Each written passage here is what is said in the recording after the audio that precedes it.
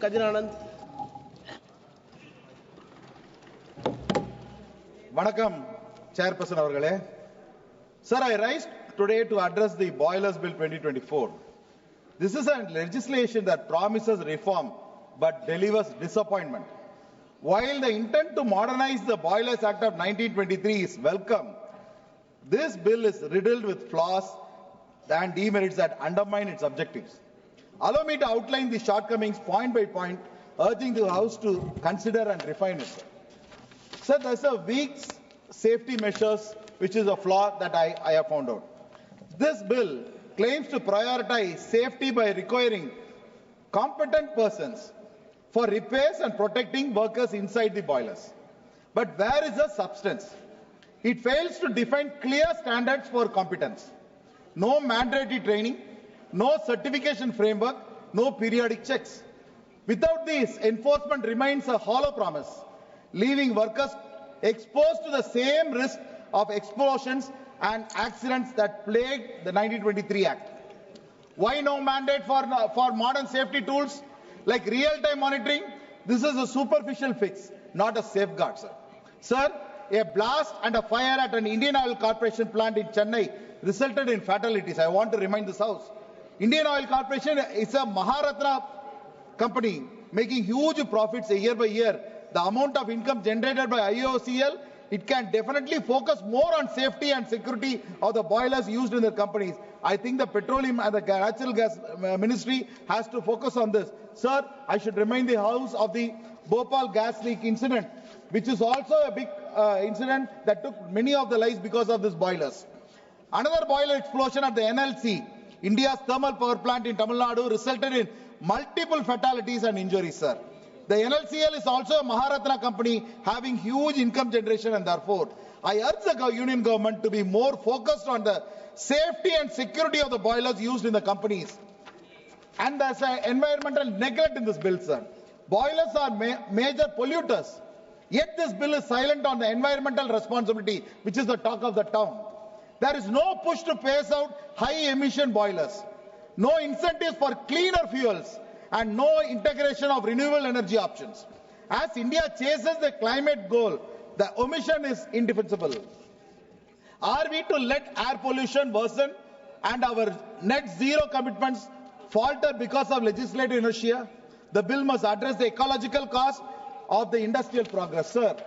The flawed decriminalization, very important point. The shift from the fines to penalties for 4 of 7 offences aims to erase business burdens, particularly for the MSME. Yes, it weakens accountability. The line between the minor and major violations is a blurry, inviting subjective enforcement by inspectors. Worse, more penalty powers to executive hands, sidelining courts, risk bureaucratic overreach and corruption. Far from the ending the Inspector Raj, this could enrich it. Clarity and judicial oversight are not negotiable. The centralized overreach. India's industrial landscape is diverse. States thrive on manufacturing while others lag. Yet this bill imposes uniform legislation and inspection norms via the Central Boilers Board with a little room for state-level flexibility, sir. This centralization strives local innovation and ignores regional needs.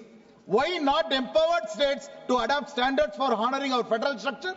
One size fits all is a colonial relic we must discard. As per the bill, the union government will constitute a Central Boilers Board to frame regulations. The bill provides that regulations made by the Central Boilers Board and rules made by the state government will be finalized after publication for public consultation. However, the bill does not require public consultation for rules framed by the union government. This is a major flaw. This will only add fuel to big brother attitude of union government and its unnecessary dominance over the state governments. There is a need for public consultation of the rules framed by the union government also, sir. Sir, I am concluding, sir. Lack of stakeholders' input. Who shaped this bill? Not workers, not trade unions, not environmentalists, nor small industrialists. Their exclusion is a glaring flaw, where the provision for the workers' voices in safety audits, Where is the support for MSME facing compliance costs?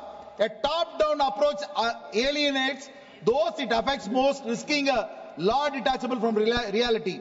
Consultation is not a luxury; it is a necessity, sir. Sir, I'm just going to conclude, sir. Give me a few minutes more, sir. Missed technological leap.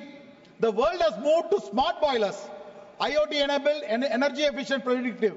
Yet this bill clings to the 1923 shadow, tweaking outdated rules instead of embracing Industry 4 standards.